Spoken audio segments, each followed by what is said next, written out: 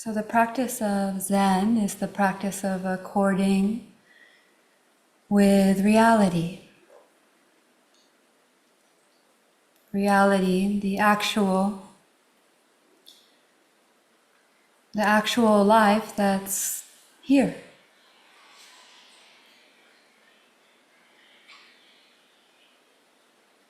Usually, most human beings spend the majority of time imagining a different reality. One that came before or one that might come later.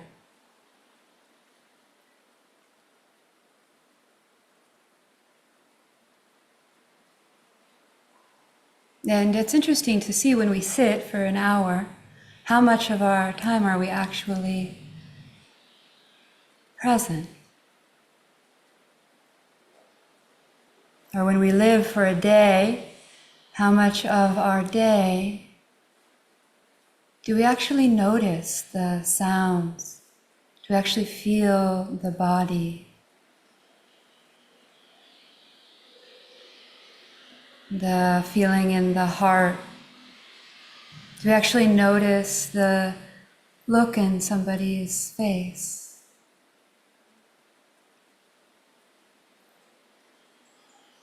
There was a beautiful quote that was in one of John Kabat-Zinn's books, and it was some older woman that said, "Oh yes, I think this is how the quote went. Oh yes, I've had many moments, and if I could do it again, I would have many more."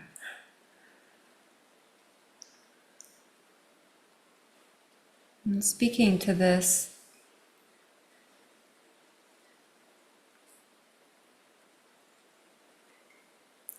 I think reflection that most of us can have on our lives. Wow, I wasn't actually really fully experiencing that walk with my friend, or that moment of work, or that cup of tea, that bite of food. My teacher Chosen, she would develop, maybe she still does, these little tasks, she called them mindfulness tasks, to help bring more presence to just small moments of the day. Like, for example, one of them is pay attention when you're walking through doorways. So usually when we're walking through a doorway, we're already on to what's inside the doorway, and we don't actually notice the doorway and the transition from one space to another space, how our hand might touch a doorknob, how the temperature might change, or the air quality might change. The whole feeling tone could change. And the more we learn to pay attention to these little things, the more subtle our attention becomes. This is one of the benefits of practicing sustained concentration, is that we sharpen the quality, the capacity to pay attention in a very subtle way. And by sustained concentration, I mean focusing on the breath for a full minute. If you really practice it diligently, you can even focus for for hours actually. That's the possibility of that kind of practice. And that kind of practice is not necessarily for everyone, or not necessarily available in all of our life conditions, because we have many things we're attending to. But the quality of attending can be done in any condition.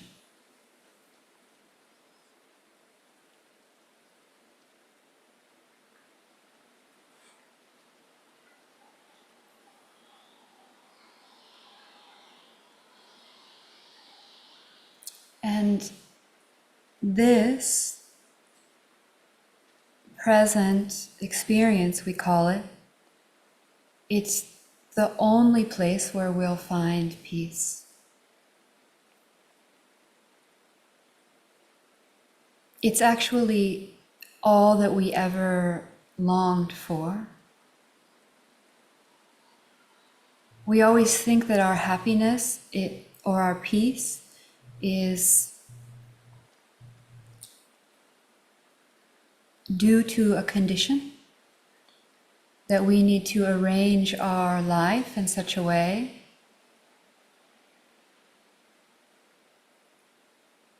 we need to arrange our mind or our body.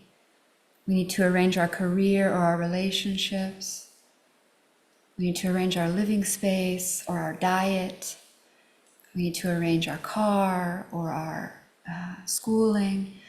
It's always like, once I get that done, once I get that in place, then I can rest. Then I can be at peace.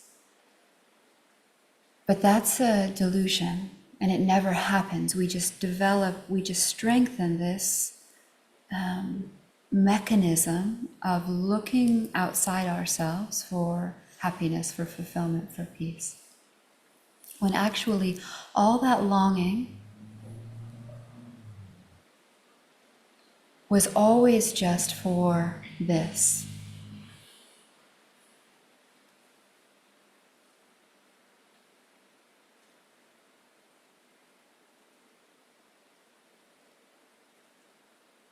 There are literally people who have discovered this, who just sit still for years or for months. You may have heard of Eckhart Tolle, right? He sat on that park bench for like 3 months, just satisfied with life as it is. And Ramana Maharshi is another famous example.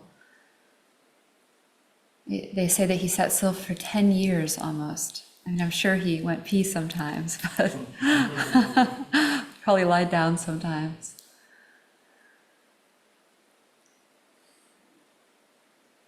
And that's not all of our karma. We have things, that each body has things that it is called to do.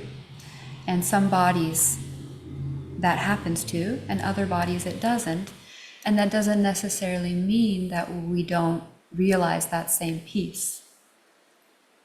That it's not dependent on sitting still or working. It's not dependent on walking or lying down. But the question that we have to ask ourselves is, first of all, do we know this peace that's not dependent on what happens?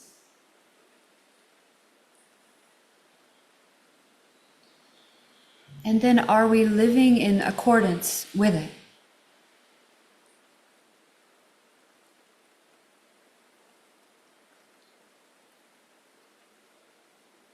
And so once we discover it,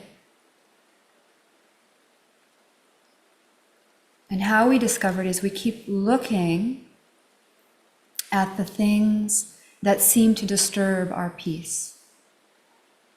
And we'll always find there some belief about how things should be, some subtle fear that they might go wrong, some sense that this isn't quite right, some sense of lack. So we start to investigate that. And if we stick with that investigation over days, over weeks, over years, it starts to be clear that those beliefs about how things should be aren't true, they're optional, and that we can accord with reality. Reality is always changing. Maybe you've noticed, right? It's like ever since we've been aware, it's always changing. I mean, how many times has it changed since we entered this room tonight? since I started giving this talk. The sounds are changing, the sights are changing subtly, but they're changing. The thoughts are changing, the feelings in the body are changing.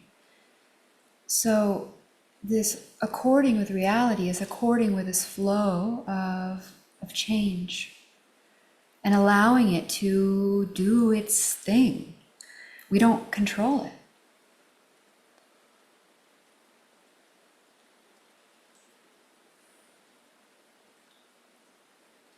I think Krishnamurti, he was once asked, Krishnamurti was a spiritual teacher in this last century, and he was once asked, what's your secret to happiness? And he said, I simply don't mind what happens. I simply don't mind what happens. You notice that every time we have fear, anxiety, irritation, all the emotions that we call bad or difficult or that hurt, suffering is the general word for it, dissatisfaction, it's always because we mind what happens. We think that life has to go a certain way in order for us to be at ease. And that's simply not true. It's like hands off. Adyashanti says, just for a moment, take your hands off the steering wheel.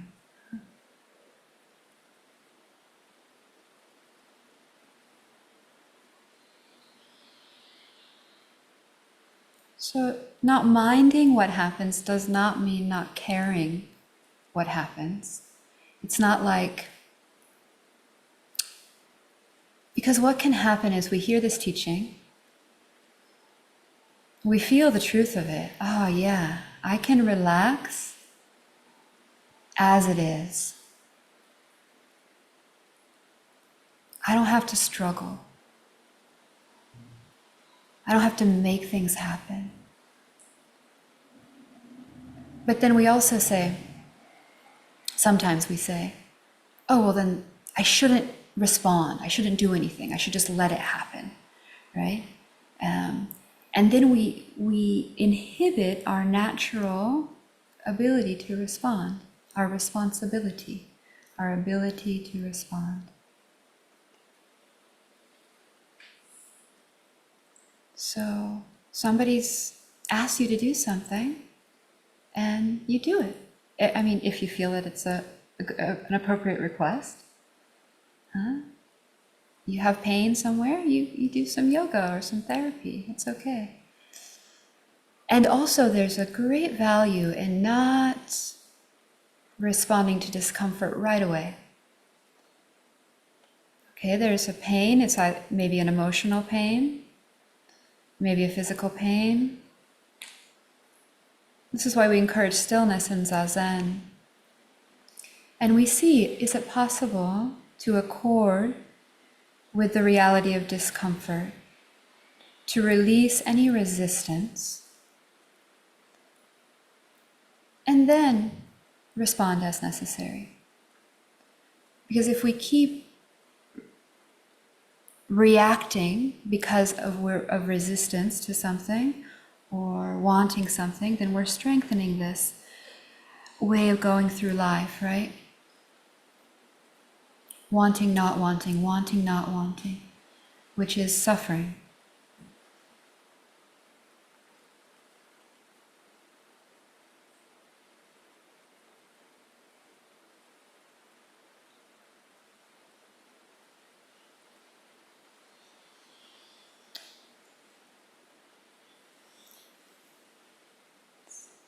I did bring a book.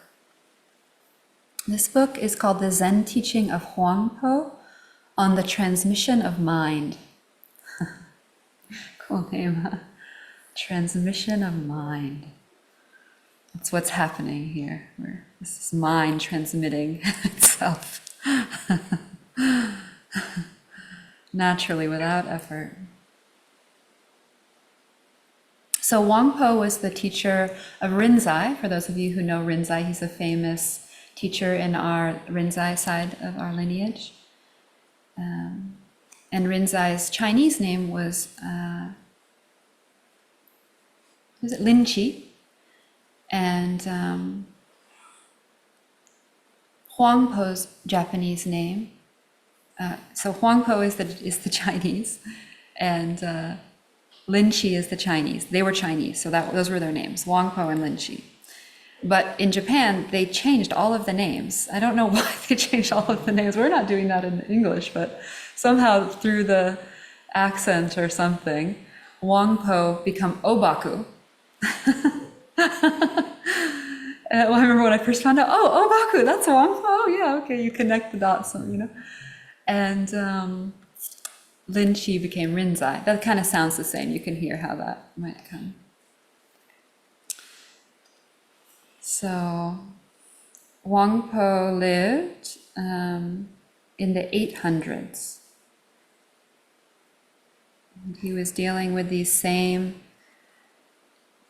spiritual inquiries that we are, and the same realizations that we are. Same possibility of releasing.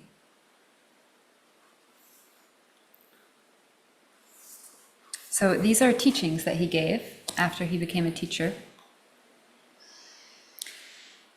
One day, after taking his seat in the great hall, the master began as follows.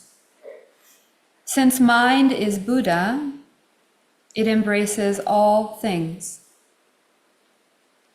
From the Buddhas, at one extreme, to the meanest of belly-crawling reptiles or insects at the other. So, since mind is Buddha, it embraces all things, from the Buddhas at one extreme, to the meanest of belly-crawling reptiles or insects on the other. All these alike share the Buddha nature, and all are of the substance of the one mind. So after his arrival from the West, Bodhidharma transmitted not but the Dharma of the one mind. He pointed directly to the truth that all sentient beings have always been of the one substance with the Buddha. He did not follow any of the mistaken methods of attainment. And if you could only achieve this comprehension of your own mind, thereby discovering your real nature, there would assuredly be nothing for you to seek either.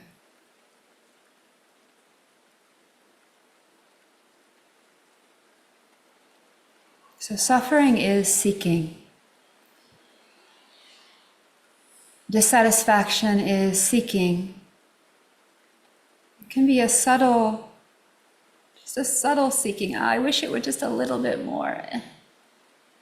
I wish you would just talk a little bit more. I wish my body would feel just a little bit more. And it can be a really intense seeking. I need that now. No.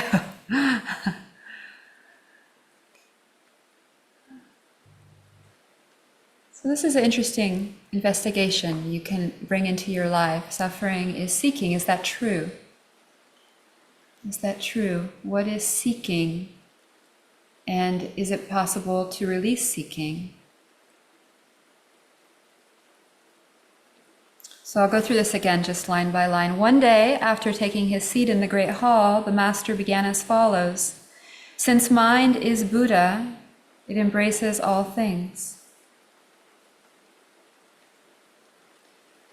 So mind is Buddha. This is another investigation. Buddha is awakening. Buddha is enlightenment. Buddha literally means one who is awake. Mind, is there anything outside of mind? This is mind with a capital M. Mind, we often say the one mind. Mind is awake. Mind is awake, it embraces all things. This is a beautiful instruction for Zazen. This kind of openness, this awakeness that embraces all things, from Buddhas to belly-crawling reptiles. So from peace to the most icky, restless, depressed, anxious feeling that we can feel.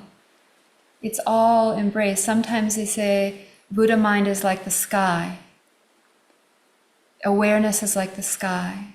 It doesn't pick or choose. It doesn't have a preference for a bird versus airplane pollution. So that's the same capacity that we have, that our mind has, that we can receive these things that we think are unbearable. We can enter them. We can love them. Byron Katie has this beautiful phrase. She says, loving what is. Loving what is. The path through, the path out is through. So as we keep practicing, we learn more and more to enter our fear, to enter our discomfort, to embrace it, to open to it, to allow it. And that brings a lot of freedom. We don't have to avoid, we don't have to arrange our lives so much because we're open to receiving whatever comes. We simply don't mind what happens because it's all awakening. Because we can find peace even in fear.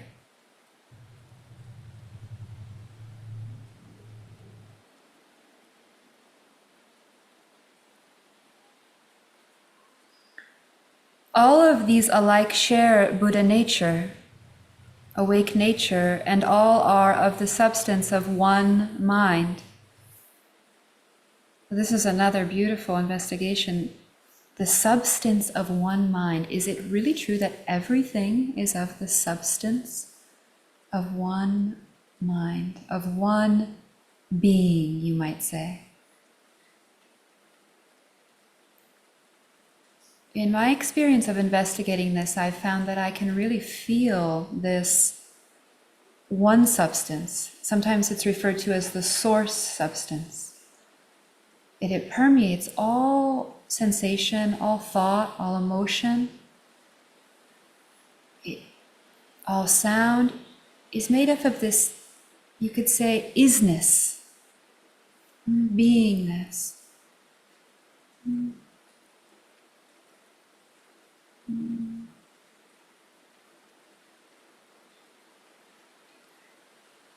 It's just this flowing isness.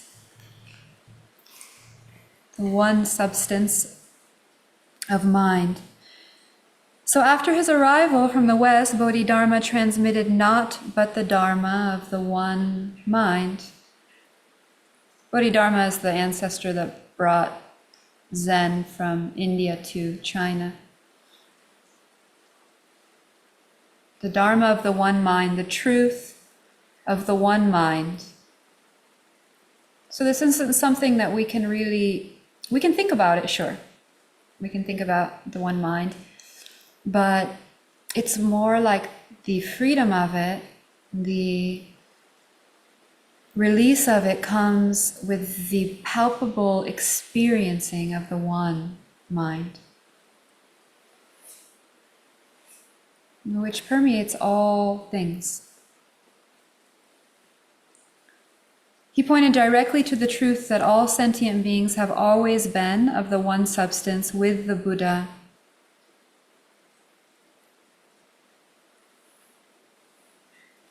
He did not follow any of those mistaken methods of attainment. So this is a really interesting, I could give a whole talk about this.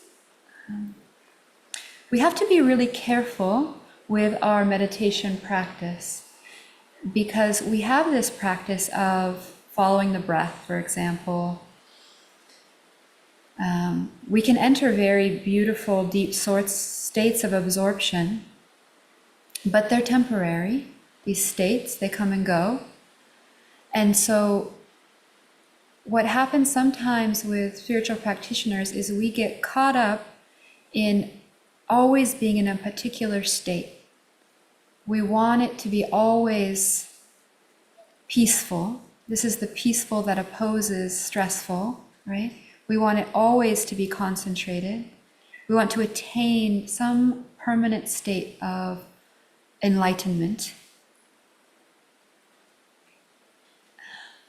And it's very easy and it's very tricky not to get caught in this. And this is just more seeking. This is just more, this isn't it, that's it. So it's always this. What this? Be it anxiety, be it expansive freedom, be it pleasurable, be it painful, it's always a returning to this as it is. And that's where the real freedom is found. This is it. This is what you've always longed for, even if it feels uncomfortable.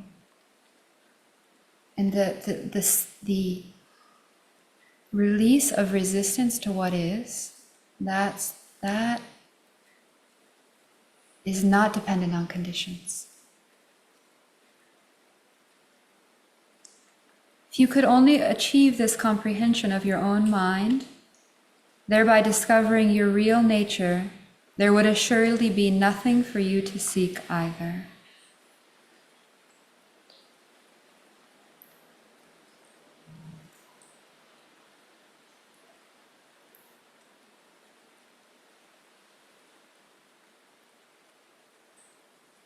So this is our task, to simply look, to simply feel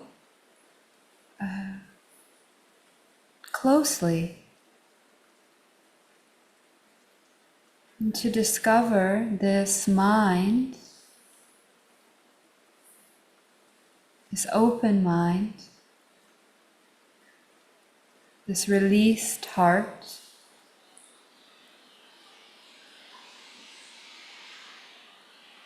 And really there's nothing more that we need to do.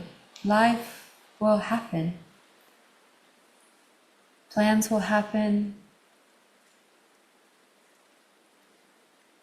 Situations will be taken care of. We don't actually have to worry about them being taken care of.